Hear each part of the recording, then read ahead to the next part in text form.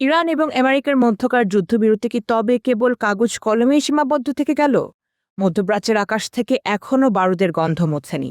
তার মধ্যেই তেহরান এবং ওয়াশিংটনের মধ্যে শুরু হয়ে গেছে চরম উত্তেজনা। ইরানের পক্ষ থেকে সরাসরি অভিযোগ করা হয়েছে যে যুক্তরাষ্ট্র আন্তর্জাতিক আইন এবং যুদ্ধবিরতির শর্ত বুড়ো আঙ্গুল দেখিয়ে তাদের উপর হামলা চালিয়েছে। অন্যদিকে ওয়াশিংটন এই অভিযোগ সরাসরি উড়িয়ে দিয়ে দাবি করছে আগে ইরানই প্ররোচনা দিয়েছে। দুই মহাশক্তির এই পাল্টাপাল্টি অভিযোগ আর হামলার খবর বিশ্বজুড়ে নতুন করে যুদ্ধের আতঙ্ক ছড়িয়ে দিচ্ছে। বিস্তারিত থাকছে নিশাত আফরোজের রিপোর্টে।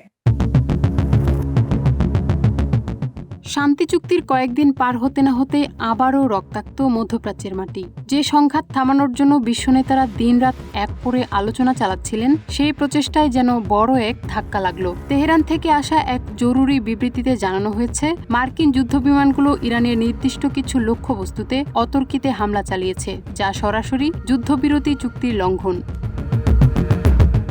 ইরানের দাবি তারা চুক্তির প্রতিটি শর্ত মেনে আসছিল, কিন্তু আমেরিকার এই উস্কানিমূলক হামলা প্রমাণ করে যে ওয়াশিংটন আসলে শান্তি চায় না। তেহরানের সামরিক কর্মকর্তারা হুঁশিয়ারি দিয়ে বলেছেন, এই ধরনের আন্তর্জাতিক আইন লঙ্ঘনের ফল মোটেও শুভ হবে না এবং ইরান এর উপযুক্ত জবাব দেওয়ার অধিকার রাখে।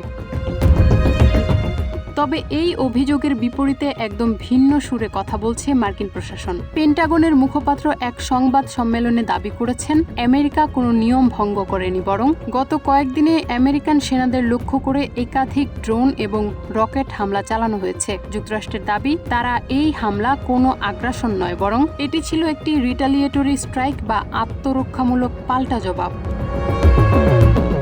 বিশেষজ্ঞরা বলছেন, এই পাল্টাপাল্টি যুক্তি যুদ্ধের আগুনকে আরও উস্কে দিচ্ছে। একদিকে ইরান বলছে তারা নিরপরাধ, অন্যদিকে আমেরিকার দাবি তাদের হাতে প্ররোচনার প্রমাণ আছে। এই গোলক ধাঁধায় পড়ে সবচেয়ে বড় ঝুঁকির মুখে পড়েছে সাধারণ মানুষ। যদি দ্রুত এই উত্তেজনার লাগাম টানা না যায়, তবে মধ্যপ্রাচ্য আবারও এক দীর্ঘমেয়াদী এবং ভয়াবহ যুদ্ধের কবলে পড়তে পারে।